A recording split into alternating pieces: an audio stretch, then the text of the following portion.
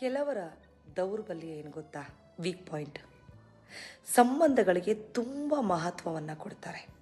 ಸಂಬಂಧಗಳು ಯಾವುದೇ ಕಾರಣಕ್ಕೂ ಬಿರುಕು ಬೀಳಬಾರದು, ಸಂಬಂಧಗಳು ಚೆನ್ನಾಗಿರಬೇಕು ಅಂತ ಹೇಳಿ ಅವ್ರಿಗೆ ಎಷ್ಟೇ ಅವಮಾನ ನಿಂದನೆಗಳು ಆಗ್ತಾ ಇದ್ರೂ ಕೂಡ, ಈ ಸಂಬಂಧ ಉಳಿಯೋದಿಲ್ಲ ಅಂದರೂ ಕೂಡ ಆ ಸಂಬಂಧವನ್ನು ಉಳಿಸ್ಕೊಳ್ಳೋದಕ್ಕೆ ತುಂಬಾ ಪ್ರಯತ್ನವನ್ನು ಪಡ್ತಾ ಇರ್ತಾರೆ. ಯಾಕೆ ಅಂದರೆ ಸಂಬಂಧ ಒಡೆದು ಹಾಕ್ಕೊಳ್ಳೋದು ತುಂಬ ಈಸಿ, ಆದರೆ ಅದನ್ನು ಕೂಡ್ಕೊಳ್ಳೋದಿದೆಯಲ್ಲ ಅದು ತುಂಬ ಕಷ್ಟ. ಹಾಗಾಗಿ ಅವರು ಪದೇ ಪದೇ ಕುಟುಂಬದಲ್ಲಿರ್ಬೋದು, ಸ್ನೇಹಿತರ ಮಧ್ಯೆ ಇರ್ಬೋದು, ಏನೇ ಒಂದಾಗಲಿ ಸಂಬಂಧಗಳು ಒಡಿಬಾರ್ದು, ಜನ ನಮ್ಮನ್ನು ಆಡ್ಕೋತಾರೆ, ನಮ್ಮ ಕುಟುಂಬ ಚೆನ್ನಾಗಿರಬೇಕು ಅಂತ ಸೋಲನ್ನು ಒಪ್ಕೊಂಡು, ಅಂದರೆ ಅವರು ಮಾಡದೇ ಇರೋ ತಪ್ಪುಗಳನ್ನೆಲ್ಲ ತಾವು ತನ್ನ ತಲೆಯ ಮೇಲೆ ಹಾಕ್ಕೊಂಡು ತುಂಬ ಹೋರಾಟವನ್ನು ಮಾಡ್ತಾ ಇರ್ತಾರೆ.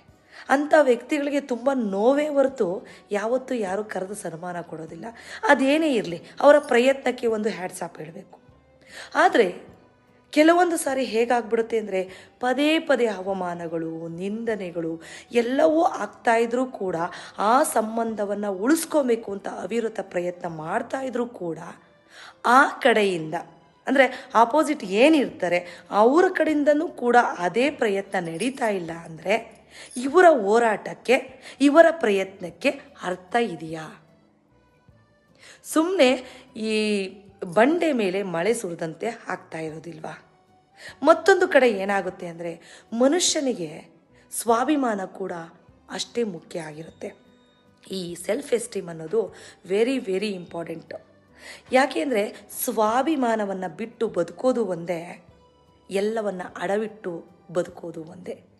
ಹಾಗಾಗಿ ನಮ್ಮ ಸ್ವಾಭಿಮಾನ ಕೂಡ ನಮ್ಮ ಬದುಕಿನಲ್ಲಿ ಅಷ್ಟೇ ಮಹತ್ವದ ಪಾತ್ರವನ್ನು ವಹಿಸುತ್ತೆ. ಹಾಗಾಗಿ ನಾನು ಹೇಳೋದು ಮ್ಯಾಕ್ಸಿಮಮ್ 100% ಅಲ್ಲ 200% ಸಂಬಂಧವನ್ನು ಉಳಿಸೋದಕ್ಕೆ ಪ್ರಯತ್ನವನ್ನು ಪಡಿ, ಪರವಾಗಿಲ್ಲ. ಆದರೆ 10 ಕಡೆಯಿಂದ, ಅಪೋಸಿಟ್ ಸೈಡಿಂದ ಒಂದು 10%, ಒಂದು 20% ಅವರೂ ಕೂಡ ಪ್ರಯತ್ನ ಪಡ್ತಾ ಇದ್ದಾರೆ ಅಂದರೆ ನೀವು ಮುಂದುವರಿಯಿರಿ. ಇಲ್ಲ, ಹತ್ತು ಕಡೆಯಿಂದ ಯಾವುದೇ ಒಂದು ಪ್ರಯತ್ನ ಇಲ್ಲ, ನಾನೊಬ್ಬಳೇ ಕಷ್ಟಪಡ್ತಾ ಇದ್ದೀನಿ ಅಂದರೆ ದಯವಿಟ್ಟು ಆ ರೀತಿಯ ಸಂಬಂಧವನ್ನು ಅಂಗಲಾಚಿ ಬೇಡಿಕೊಂಡು ಉಳಿಸ್ಕೊಳ್ಳೋದಕ್ಕೆ ಹೋಗಬೇಡಿ. ಯಾಕೆ ಅಂದರೆ ಅದು ಲಾಂಗ್ ಲಾಸ್ಟಿಂಗ್ ಅಲ್ಲ, ಕೊನೆಯವರೆಗೆ ಉಳಿಯೋದಿಲ್ಲ. ನೀವೆಷ್ಟೇ ಪ್ರಯತ್ನ ಪಟ್ಟರೂ ಎಲ್ಲೋ ಒಂದು ಹಂತದಲ್ಲಿ ಕಿತ್ತೋಗುತ್ತೆ. ಸ್ವತಂತ್ರ ಕೊಟ್ಟು ಅವರನ್ನು ಅವರ ಪಾಡಿಗೆ ಬಿಟ್ಟುಬಿಡಿ. ಒಂದಲ್ಲ ಒಂದು ಟೈಮ್ಗೆ ಅವ್ರಿಗೆ ಅರ್ಥ ಆಗುತ್ತೆ. ನಿಮ್ಮ ಸ್ವಾಭಿಮಾನವನ್ನು ಉಳಿಸ್ಕೊಳ್ಳೋ ಪ್ರಯತ್ನವನ್ನು ಆದಷ್ಟು ಮಾಡಿ.